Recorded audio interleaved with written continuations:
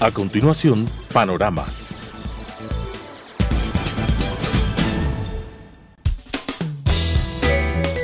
Clasificación B, bajo supervisión de un adulto.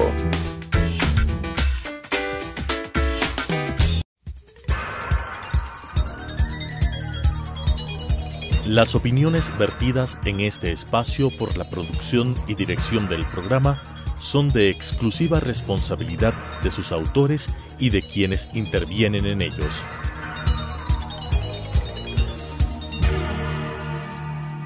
Telesucesos Canal 29 UHF presenta Panorama, política interna y asuntos internacionales abordados por especialistas, jefes de misiones diplomáticas, organismos internacionales y expertos en temas de la comunicación política nacional e internacional.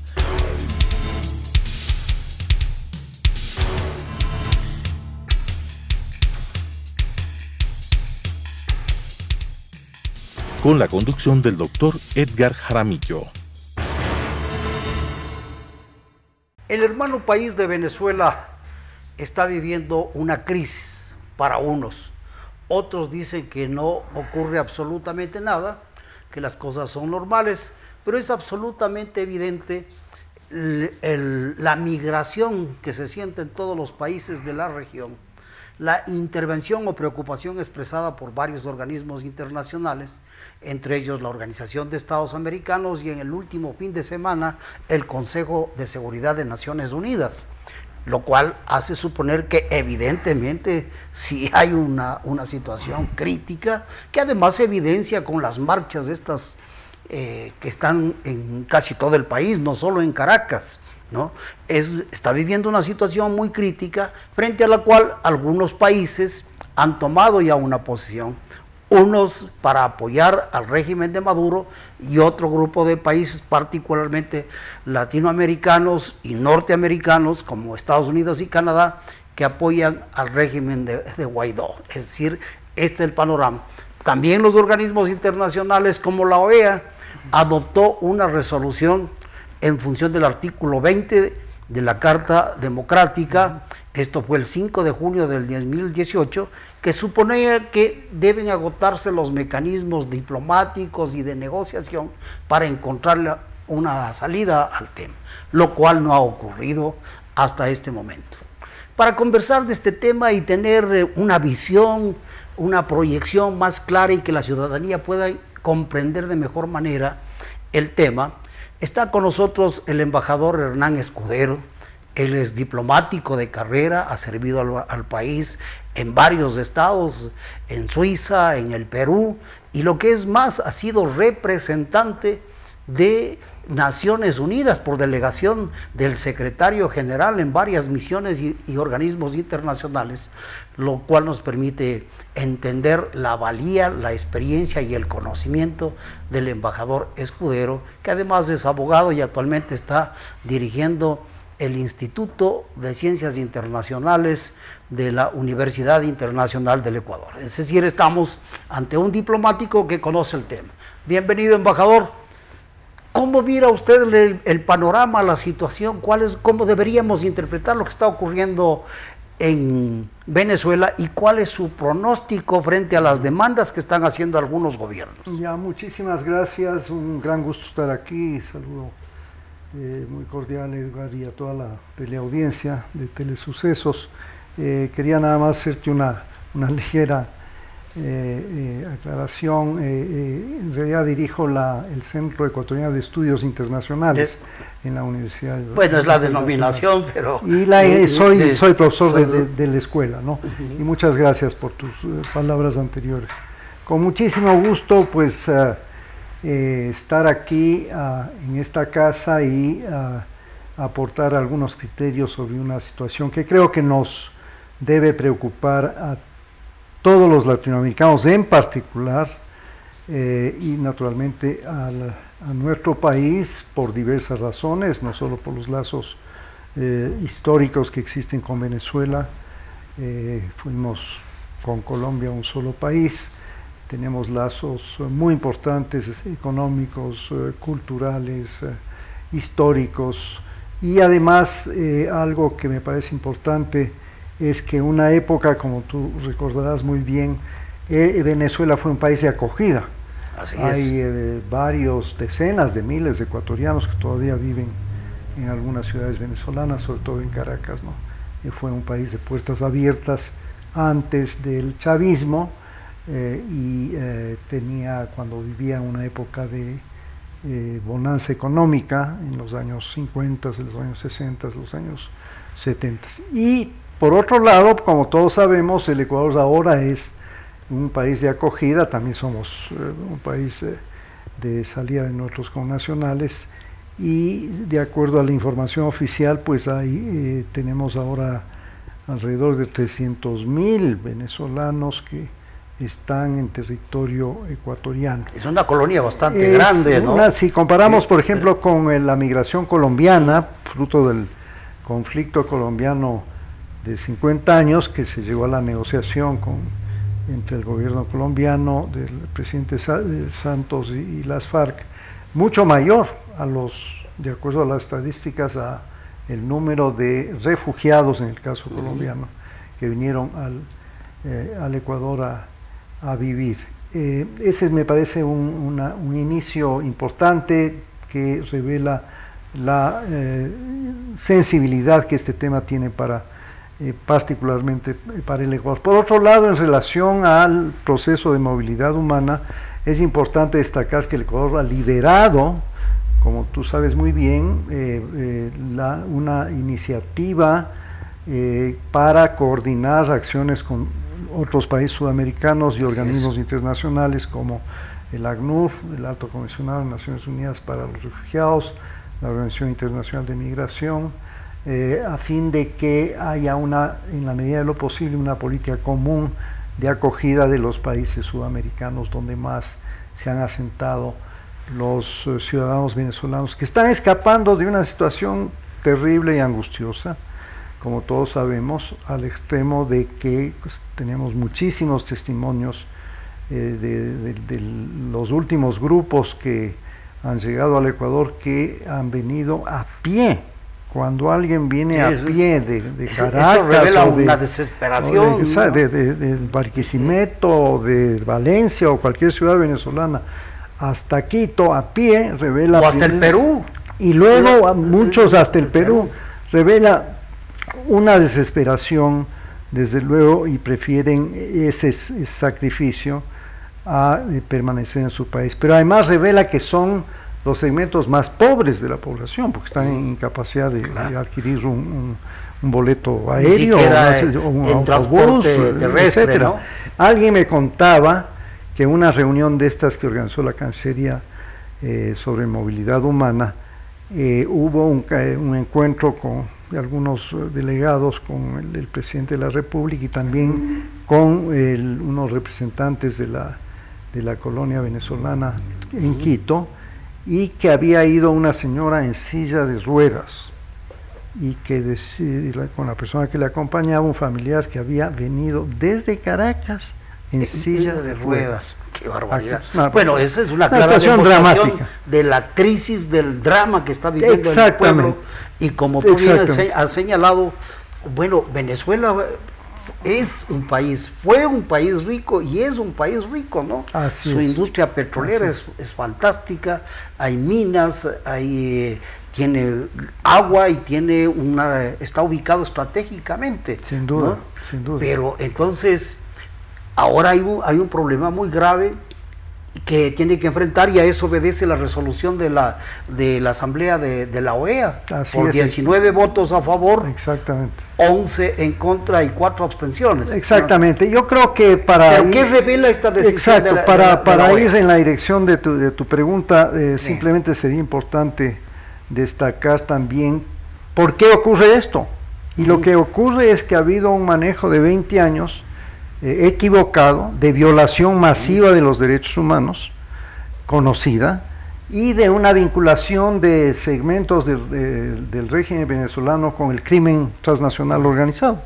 No hay duda de eso, porque hay varias acciones que se han iniciado en Estados Unidos contra altos personeros del régimen. Es decir, estamos hablando de como decía un amigo el otro día, no es que son políticos que han llegado al poder, sino que son una especie de grupo delincuencial que se tomó el poder en Venezuela. Entonces yo creo que partir sobre esa situación. Un manejo económico terriblemente equivocado, es decir, un manual como no se deben hacer las cosas, violaciones masivas de derechos humanos, corrupción generalizada y vinculación con grupos del crimen transnacional organizado. Entonces hay que partir de entonces eso. El panorama es absolutamente claro, incuestionable, y frente a lo cual la comunidad internacional está reaccionando. Yo creo que es la primera vez que yo recuerde, estaremos contigo de acuerdo, que no ha habido una respuesta internacional tan significativa y masiva en favor del pueblo venezolano y en aras de buscar una solución a esta crisis que se está viviendo. Esto, por ejemplo, de que este fin de semana se cumplen los 8 días de plazo que todos los estados de la Unión Europea, son 28 estados, han puesto al no sé si llamarlo presidente, al expresidente, depende de cómo lo veamos, Maduro, para que convoque a elecciones, y si no van a reconocer al presidente de la Asamblea Nacional de Venezuela como presidente interino, indica, y yo creo que eso no ha hecho la Unión Europea, que yo recuerde, nunca. No tiene otros antecedentes. Con un país latinoamericano. Le ha concedido un plazo para que convoque a elecciones. Exactamente. La posición de 19 estados en la OEA es también algo que no es usual, que no ha ocurrido muchas veces en casos de crisis que han existido en varios países de América Latina, lo cual demuestra que evidentemente hay un repudio generalizado a lo que está pasando y un deseo de los estados latinoamericanos en general, de las Américas, de Europa y de otros países también, no solo de Europa y de las Américas, para apoyar una salida que sea una salida lo menos traumática posible. Claro, y la salida menos traumática posible que yo le veo es el retiro voluntario de quien está siendo impugnado por la comunidad internacional. Eso, por supuesto, está por verse, si así ocurre o no ocurre, pero esa sería la salida menos traumática. En la línea de lo que está proponiendo la Unión Europea. Exactamente. Que se convoque a elecciones, esa sería la mejor forma. Para convocarse a elecciones significaría que quien dirigiría transitoriamente ese proceso de reinstitucionalización del país, porque hay que cambiar ahí pues varias instituciones, designaciones de la función electoral, etcétera, a fin de encaminar a un proceso que sea transparente, que haya participación de la oposición, que no hubo en las últimas elecciones, porque esa es una de las causas principales de la impugnación que hacen los estados, que fueron elecciones viciadas, y esas elecciones viciadas, tanto los estados latinoamericanos en la OEA, ya en una reunión que fue inclusive una asamblea general de cancilleres, definió que en la perspectiva de,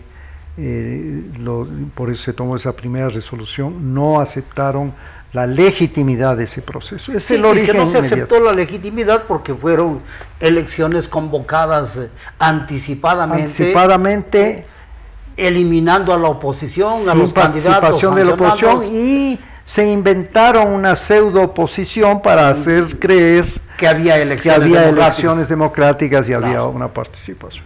Entonces ya esto no es sorpresivo. Lo que sí me parece interesante es expresar que lo que estamos viviendo ahora, tengo la impresión que es fruto de una estrategia que se ha ido trabajando en el curso posiblemente de varios meses. Las medidas que está tomando la oposición venezolana, los países, bastantes países de la comunidad internacional, el presidente de la Asamblea Nacional, Guaidó, obedecen claramente a conversaciones que han tenido durante varios meses y están ejecutando una estrategia que, a mi manera de ver, hasta ahora le está dando resultados, porque se ve claramente que hay un cambio, el reconocimiento internacional, el hecho de que la posición del mismo régimen que tiene la fuerza, en algunas manifestaciones notas tú que hay un cambio, porque le ha invitado al mismo presidente de la Asamblea a dialogar. las 72 horas de plazo que dio a los funcionarios de la Embajada de Estados Unidos para que salgan de Venezuela, ya no es, ya feneció el plazo, 30 días, lo cual quiere decir que también hay un diálogo con los Estados Unidos al respecto, y estás viendo pequeñas manifestaciones, lo que acaba de ocurrir el fin de semana con esta declaración de un agregado militar de la Fuerza Armada Venezolana, un coronel, que dice que él reconoce al régimen de Guaidó. Eso es también algo muy insólito, ¿no? Que está probando que sí hay algunas fisuras que se están ocurriendo en las Fuerzas Armadas. También de un general de división y Exactamente. ahora del agregado militar. Exactamente. Además de ese grupo de militares que están en el Perú. Es decir, que sí se nota que hay ciertas fisuras militares. Obviamente no tenemos la información muy reservada. Creo que ni los propios venezolanos conocerán en detalle qué está pasando por la mente de la cúpula militar. Porque ahí hay que hacer una distinción entre la cúpula militar que se ha beneficiado de los negocios ilícitos y también de negocios lícitos, pero que han sido distribuidos como una especie de distribución de premios a la como que se han entregado sectores el de petróleo estratégicos a tal, el de petróleo a tal grupo, todos están militares. Esa gente lógicamente debe estar muy preocupada, ¿no? Esto que ha ocurrido en estos días, que comentábamos antes, me parece muy importante también, que está analizando la Asamblea. Tengo entendido que va a haber 2 discusiones desde este proyecto de ley de amnistía. Esto me parece muy importante. Esto resulta un poco sorpresivo, claro, podría dar lugar a confusiones, claro, ¿no? Pero ¿cómo puede ser posible que frente a tantos atropellos se anticipen en dejarles que no van a tener ninguna responsabilidad? Exacto, que no cabe. Pero esto es parte de la estrategia, que se ha venido fraguando. Ahora mismo venía escuchando un programa en NTN 24, naturalmente no significaría eso dejar en impunidad crímenes atroces, ¿no? Crímenes contra la humanidad que han ocurrido en Venezuela, y por eso es justamente que un grupo de estados hizo una solicitud a la fiscal de la Corte Penal Internacional para que inicie formalmente un proceso de investigación. Sí, ese ya es un proceso en marcha. En marcha, ya que se inició. Entonces, claro, están debatiendo, es un tema muy conflictivo, porque si esta ley se aprueba, y si asume realmente el poder Guaidó, ¿quiénes serían los beneficiados de esta amnistía? Una gran pregunta. ¿No será que hay una condición de ciertos sectores militares para decirles, bueno, si no hay esto, no tenemos ninguna seguridad, porque entonces todos vamos a ser juzgados? Exacto, ¿no? Claro. Yo creo que, bueno, parte de la amnistía debe entenderse para todos aquellos presos políticos de la oposición. Tengo entendido que deberían ser beneficiados. Posiblemente funcionarios públicos que pues han cumplido no crímenes, pero instrucciones en los años que lleva el régimen chavista en Venezuela, y posiblemente algunos oficiales y soldados de las Fuerzas Armadas que también, pero aquellos que han cometido crímenes atroces, yo creo que eso le veo muy difícil, ¿no? Que haya una amnistía para eso. No podría ser, pues sería una impunidad, que no cabe. Entonces, pero me parece un elemento muy inteligente, porque es suscitar una discusión dentro de las Fuerzas Armadas para ver si es que este fraccionamiento continúa y lleguemos, ojalá, a un momento en el cual no hay un apoyo a Maduro, sino un apoyo al que considero yo y muchos países, como estamos hablando, el presidente encargado, de acuerdo a disposiciones expresas de la Constitución, porque si el proceso estuvo viciado, naturalmente no tiene la legitimidad para haber iniciado un siguiente periodo como el que estamos comentando. Bueno, y ahora, ¿cuál es el paso siguiente? Por ejemplo, en el caso de la OEA, porque si bien adoptó una decisión por mayoría, no tiene los suficientes votos, porque para sancionarle a Venezuela, sacándole incluso de la organización, necesita las 2/3 partes de los votos. Así es. Y eso parece que no es posible conseguir. Así es, así es. Yo creo que la OEA ha jugado un papel importante, el secretario general Almagro, inclusive de una manera no usual para un funcionario de un organismo internacional, ha jugado un papel muy importante en este proceso. Me parece que algunos países se están sumando, por ejemplo, del Caribe, Santa Lucía, que antes no estaba. Sí, algunos del Caribe.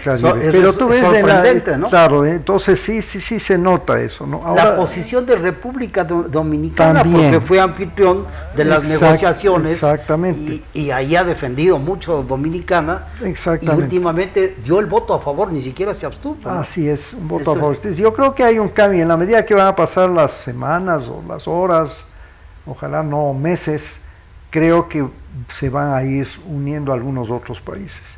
También en el caso de algunos países, por ejemplo, ayer le escuché al primer ministro de Israel. Sí, como no, él ya hizo un pronunciamiento de reconocimiento. ¿No? Y entonces eso es algo que yo creo que va a incrementarse en el futuro. En el lado, si hablamos de dos países muy importantes como China y la Federación Rusa, la posición de China me parece un poco más prudente. Siempre los chinos han mantenido, más cautelosos, ¿no? Siempre una prudencia. Pero a mí no me extrañaría que ellos hayan establecido ya un contacto informal con Guaidó, porque son acreedores por 40 o 50 mil millones de dólares, ¿no? En el caso de Rusia también, pero en menor proporción. Ellos les interesa más el comercio de armas, ¿no? Que es la relación que tienen mayor con Venezuela, ¿no? La parte ideológica que juega en esto, yo le veo más desde el punto de vista de una retórica anti-Estados Unidos, sobre todo el caso de la Federación Rusa, pero que no va a pasar a mayores. Yo creo que si esto se va decantando hacia que se consagre internacionalmente la ilegitimidad de Maduro, va a primar el pragmatismo, y tanto la Federación Rusa como China dice, bueno, nos vamos a arreglar con el siguiente gobierno. Es decir, esto que tú acabas de señalar nos permitiría suponer que el arreglo no va a estar al interior de Venezuela, sino por fuera. Yo creo que... ¿Qué pasa si es que ya fijado el plazo de la Unión Europea no se convoca, le reconoce a Guaidó como presidente? ¿Qué es lo que va a pasar? ¿Y qué pasa ahí? Claro, yo creo que es externa e interna. Lo externo juega un rol muy importante, me parece. De la presión internacional ha ocurrido en varios casos. El caso de Sudáfrica con Mandela, por ejemplo, la presión internacional fue muy importante para terminar con el régimen del apartheid, por poner un ejemplo histórico. Así, en este caso es cada vez más importante, pero sobre todo las medidas económicas. Fíjate lo que acaba de pasar con el Banco de Inglaterra. Sí, no le entregaron, ¿no? No le entregan sus 1.200 millones. No le entregan, entonces eso es parte de acciones que están tomando los países. Hay otras que va a tomar los Estados Unidos y tomarán así otros países. Entonces yo creo que eso cada vez le aísla más y le asfixia más al gobierno, y internamente yo creo que las manifestaciones no van a parar. Yo creo que hay que reconocer la valentía, la gallardía, la nobleza del pueblo venezolano en pro de la libertad. Va a continuar esto, y lo que todos esperamos es que haya un sentido patriótico pro la Constitución de la mayoría de los militares venezolanos, para que esto se decida sin que pasemos a un desenlace sangriento. Sin duda el pueblo venezolano es un pueblo con vocación democrática, con vocación libertaria, que momentáneamente está conculcado, pero gracias al embajador Hernán Escudero por este análisis que nos permite ver con más claridad cuál es la situación real que está enfrentando Venezuela y cuáles son las posibles alternativas de salida. Embajador, muchísimas gracias. Muchas gracias por la invitación, a las órdenes. Las opiniones vertidas en este espacio por la producción y dirección del programa son de exclusiva responsabilidad de sus autores y de quienes intervienen en ellos.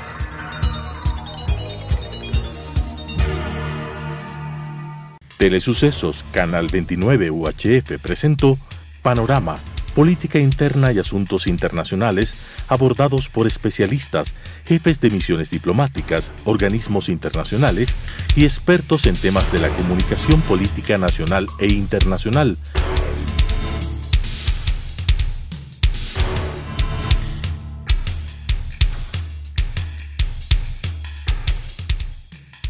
Con la conducción del Dr. Edgar Jaramillo.